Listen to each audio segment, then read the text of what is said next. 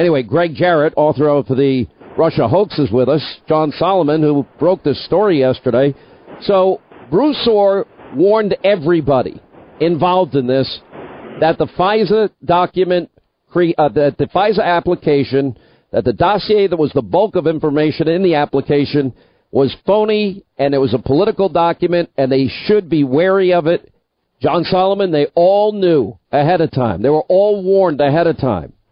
And they used it anyway, and they still never made any attempt to verify or corroborate, because if they had, they would have discovered what we now know is a lot of it was lies. Yeah, listen, we know for sure from the testimony of Bill Priestap, who was Peter Strzok's boss and the chief of counterintelligence, they had only begun working on trying to verify parts of the dossier by the time they had already submitted to FISA. That means prima facie, there's not any doubt that the dossier wasn't fully verified, not even partially verified, when it was used as evidence. We now know they had a reason to doubt its authenticity, to doubt its accuracy, not its authenticity, but its accuracy, because Bruce Orr came in and said, listen, this is a Hillary Clinton product. He's talking to Russians. It's raw intelligence. You need to be aware of that. And there is going to be bias because the man who's writing it, Christopher Steele, told me he would do anything to stop Donald Trump from becoming president. When all that's on the table, that triggers a responsibility for the FBI and the Justice Department to be honest with the FISA court, and we don't have any evidence that they disclosed the sort of information they should have to the FISA court. That's an abuse. It could be a chargeable offense.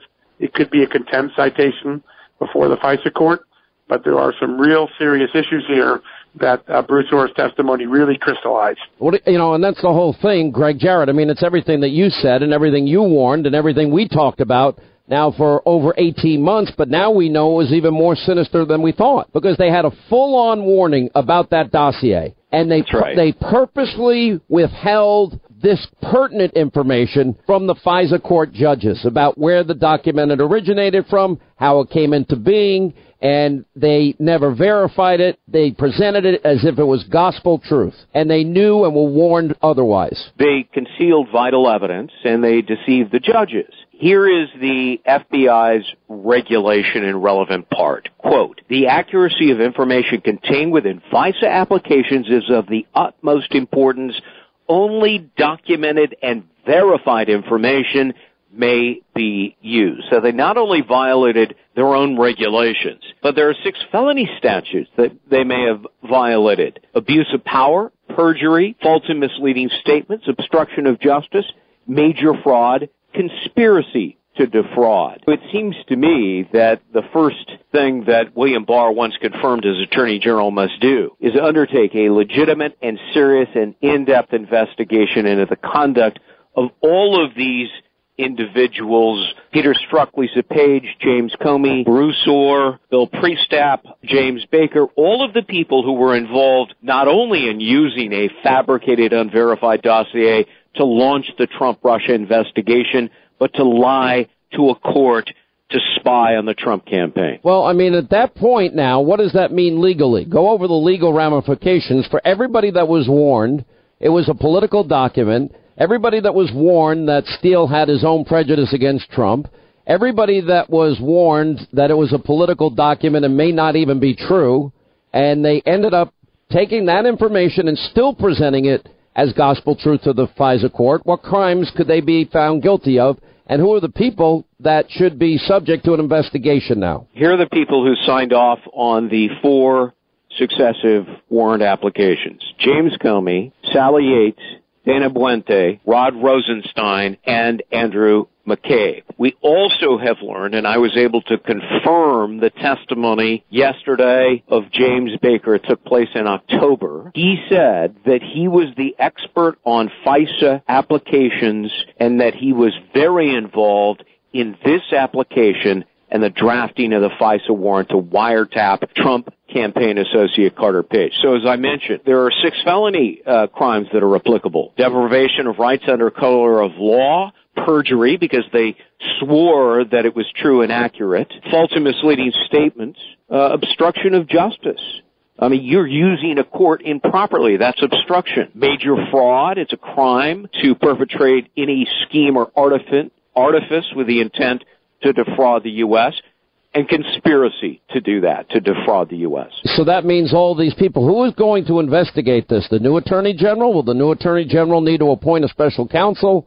Where do we go legally on this? Because I can't imagine with this bombshell and with this prior knowledge of this dossier, them being used 4 separate times to obtain a warrant on an American citizen, but more importantly, not only obtain the warrant under really, really suspicious circumstances and an outright lies given to a court. How do we get to the bottom of it? And at this point, what's the proper channel? You know, you've got 2 options. The Attorney General, William Barr, if he's confirmed in several weeks, he could hire, and he needs to handpick trustworthy, neutral, fair, unbiased prosecutors. That is the best recommendation I would make.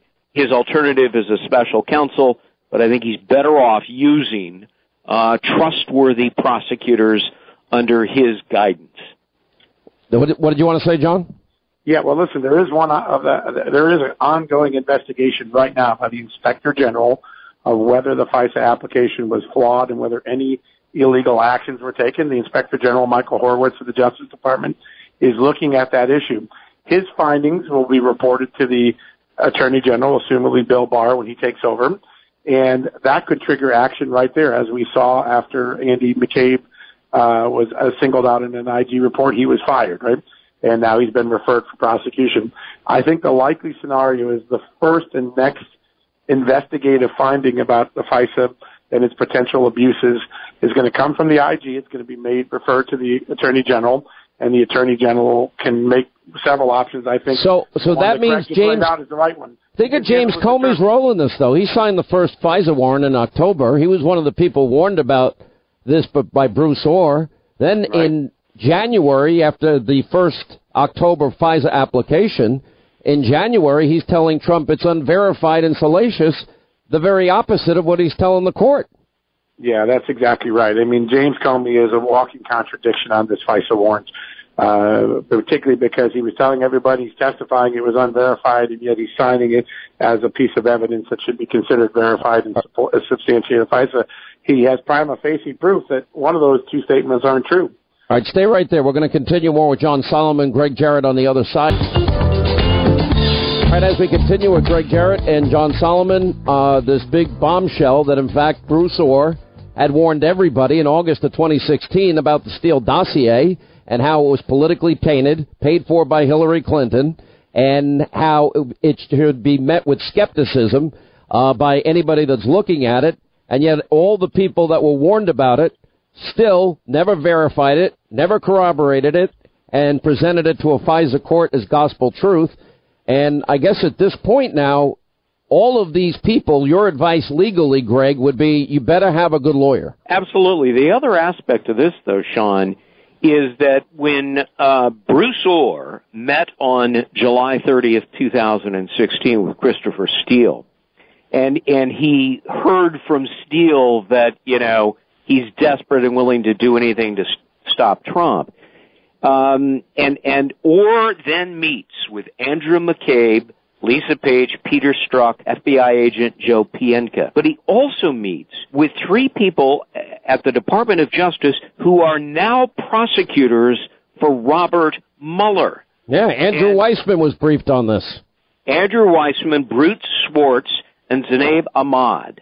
All are top prosecutors for Mueller in the special counsel probe, and they also knew and were involved in this dirty, unverified dossier that, you know, was used to launch the collusion investigation and to lie to the FISA court to spy. I'm going to have to let this go.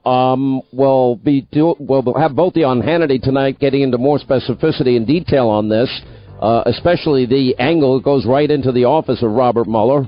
We'll get to that tonight, 9 Eastern, Hannity on Fox. John Solomon, great work. Thank you. Gregg Jarrett, great work. Thank you.